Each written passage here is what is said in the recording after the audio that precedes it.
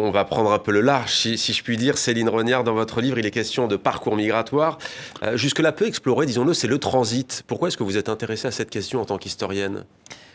Alors d'abord, je voudrais préciser que le titre est les Syriens, mais que ceux qu'on appelle les Syriens à cette époque-là sont en fait des Libanais d'aujourd'hui. Ouais. Voilà, donc l'appellation est celle de l'époque, mais en réalité, ce sont des gens qui sont originaires du Mont-Liban, de la région de Beyrouth, en très grande majorité.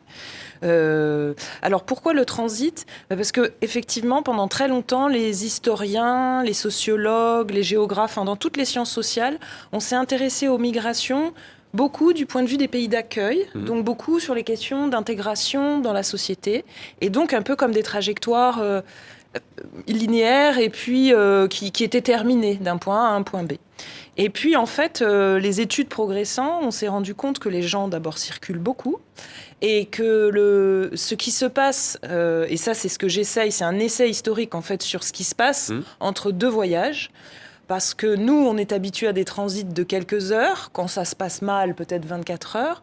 Mais à l'époque, évidemment, il n'y a pas de moyen de transport rapide. Ils prennent le bateau. Et c'est tout un périple. Et il y a des transits qui peuvent durer plusieurs jours, voire plusieurs semaines.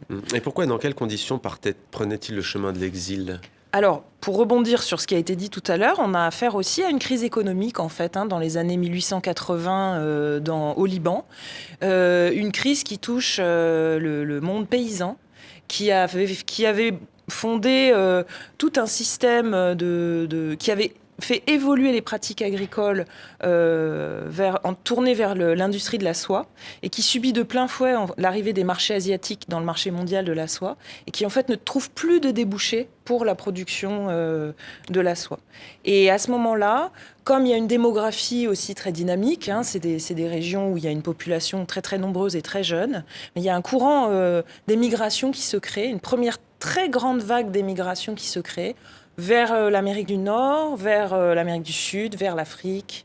Ouais. Ils ont même été jusqu'en Australie. Donc c'est vraiment une diaspora mondialisée qui se crée à ce moment-là, à la fin du 19e siècle. 300 000 personnes. 300 000 personnes. Tout de même, vous écrivez une histoire à hauteur d'hommes et de femmes. Au début du livre, vous citez César Youssef Tasso. Alors, je lis juste l'extrait, qui se constitue prisonnier au commissariat voisin, rue de la Prison, et avoue le crime le 20 août. Il a tué Loulina Elias Omaïr. Pourquoi raconter cette histoire ? J'ai envie de dire ce fait divers. Justement parce qu'un fait divers dit beaucoup de son époque. C'est un rabatteur de migrants, c'est quelqu'un qui attend les migrants sur le port, qui est lui-même d'origine syrienne, qui est arrivé à Marseille quelques années auparavant. Le rabatteur, c'est le pisteur aussi, vous appelez pisteur, c'est ça. C'était son ça rôle. aussi, c'est le langage de l'époque. Et il rend des services, donc il conduit les gens dans des hôtels, il change de l'argent, il rend divers services sur place. Et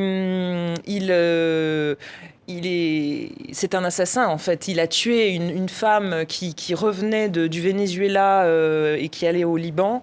Il l'a tuée en 1908 parce que il lui a volé ses économies et que ne pouvant pas lui rendre, elle lui demandait de manière très pressante de lui rendre, ne pouvant pas lui rendre. Donc en transit, il y a beaucoup d'histoires. Il y a beaucoup d'histoires. Comment se passait le contact singulier entre ces migrants syriens, mais vous avez expliqué leur origine plutôt libanaise, vêtus à l'oriental et parlant l'arabe avec les populations occidentales. Alors il y a la police aussi, on voit un policier, je crois que c'est à New York, qui regarde s'il n'y a pas une maladie des yeux, maladie oculaire. Oui. Mais comment se passait le contact ? Alors, d'abord, ils n'étaient pas tous habillés à l'oriental.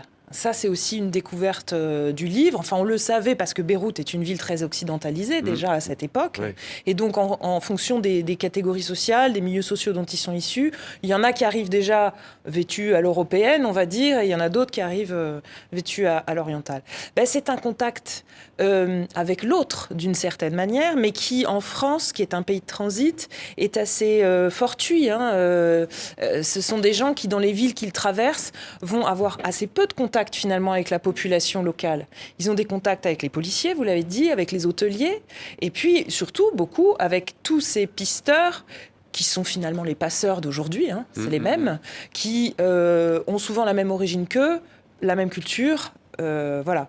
Alors, peu sont restés au port du Havre, par exemple. Peu sont restés. Le Havre, par exemple, c'était une étape vers New York. Oui, le Havre, c'est une étape vers New York. C'est-à-dire, il y a assez peu de départs en bateau de Marseille vers le nord de l'Amérique. Donc, il y en a beaucoup qui partent du Havre. Il y a plus de bateaux, c'est plus rapide. Et en fait, ce qui est intéressant de voir, c'est que à Marseille et au Havre, le transit ne se passe pas de la même façon. C'est-à-dire qu'au Havre, il est beaucoup mieux organisé. L'interconnexion est beaucoup mieux organisée. Donc, l'arrivée en train correspond à quelques heures près au départ du bateau. Donc il n'y a pas toutes ces histoires, justement, ce que vous avez dit. Et c'est quoi ces histoires? C'est quoi ces faits divers? C'est en fait la seule manière qu'on a, nous, en histoire, la science, de savoir ce qui s'est passé. Parce que comme ce sont des gens modestes, pour la plupart, ils n'ont pas laissé beaucoup de traces. Donc les archives de ce qui leur est arrivé, de la police en l'occurrence, sont pour ça très utile, parce qu'on peut comprendre. Découvrir aussi l'histoire. On peut il y a la jeune Amélia Béchara, il y a un colporteur en Alabama, il y a le poète Khalil Gibran. Bien sûr. Qui est une figure majeure de cette émigration, qui est arrivé avec sa mère quand il était tout petit aux États-Unis.